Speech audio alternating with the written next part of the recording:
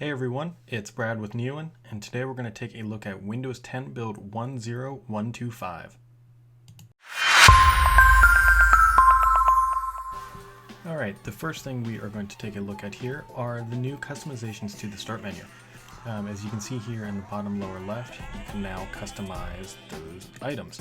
You start by going to the personalization, click on start, which has been moved to the bottom, and then touch on customize list, and as you can see, you just toggle these items on or off pretty much as you please, and when you do, it will change the start menu. I just turned them all on for kind of a novelty effect. You can see as they are all filling there. That smiley face icon is just a placeholder. Everything that's not standard right now has its own icon, but Microsoft will be replacing those before it hits RTM. Just turning a couple back off to get it back to where I like it, and as you can see, they're all back to normal. This is pretty neat, pretty convenient. Do with it what you like. But yeah, so they're making the customization options for the start menu available now. The new File Explorer icon has changed, and you can see jump lists are also working pretty well. Nice little dark theme here. Nothing too crazy with the jump list. If you know them, you've used them, you've loved them, and they're back and they're looking fantastic in Windows 10. And that's about it for jump lists. Can take a look at the all apps section here that has been added, although this was added in 10122. I didn't notice it, but if you look, you can just click anywhere within the all apps section and it will do that little fly out dialog and show you the letters that you can pick from. So you can go ahead and try that out in your own build. It's not new in 10125, but hey, any kind of addition is great. So this is the Insider Hub, just kind of playing around to see what else is new. Nothing really too out of the ordinary here. This is the same new Insider Hub that first showed up in 1022. And yeah, it's the Insider Hub. They completely overhauled it recently. Open up Spartan here. I frequently get asked where I got my wallpaper from. For those of you who are curious, here is the URL, and you can go there and download it. Just click on it, image expands, right mouse click save as to downloads, and then set it as your desktop.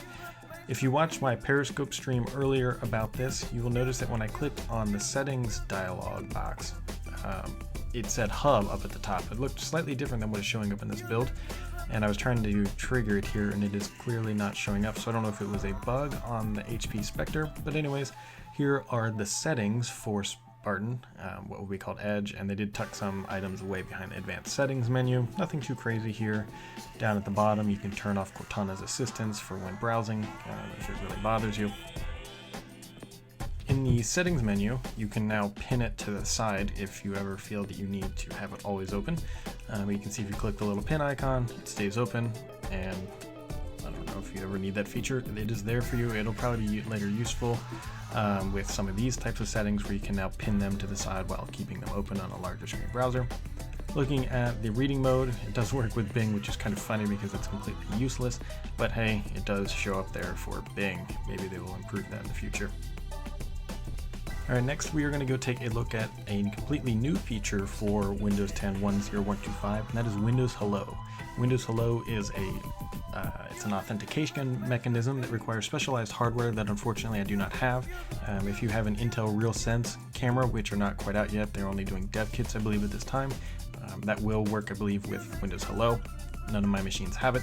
But before you can start this process, the setup process, you have to create a PIN, which I did ahead of time because I didn't want to do one on a stream. And then you click setup and you hit get started and punch in your PIN to authenticate to the machine. And then it starts looking for you.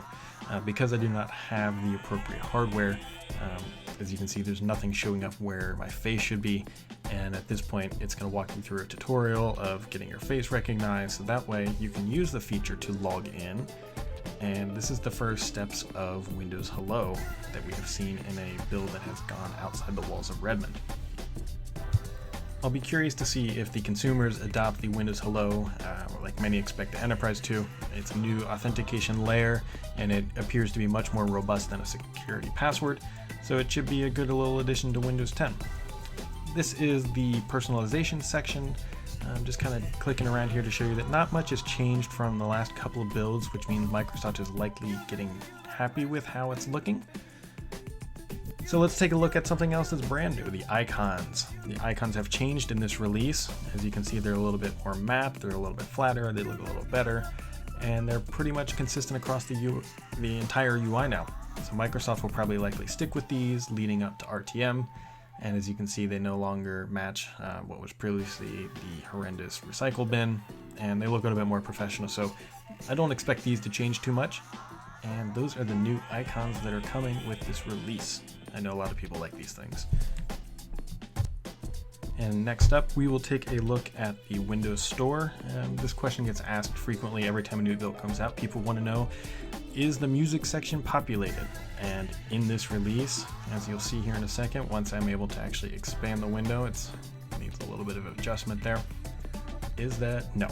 Microsoft is still not populated this area. Everything else seems to be working, but again, no music section, but they are making progress towards having one store for everything. And as we get closer to RTM, expect to see those features kick on here in the very near future. One other thing that has been updated here, you can see transparency is now working with the volume slider, and the color is now being applied to the network flyout. And as you can clearly see, the transparency or opacity, whatever you want to call it, is working. Battery indicator, not so much. And those are the little extra icons, but they are making steady progress here.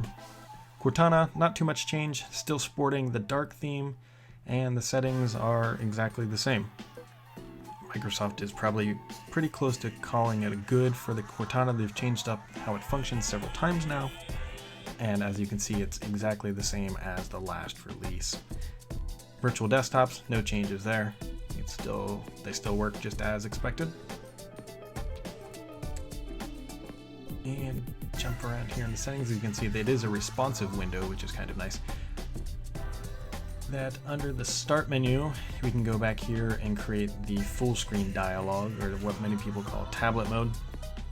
And larger tiles, not too much has changed. One thing that is new that is not showing up now because there aren't any new apps is there's a little blue dot that will appear on the hamburger menu when you have new applications, and it functions just like it did in the previous build. Nothing too crazy here, but yeah, that's how tablet mode looks in 10125. I'm going to turn it back off because I don't particularly like that layout, especially with desktop mouse. And here's the new calendar flyout. The only real big changes here, it doesn't have grid lines, just kind of updated the UI just a tiny bit. And that's about it for 10125. Let me know if you have any questions.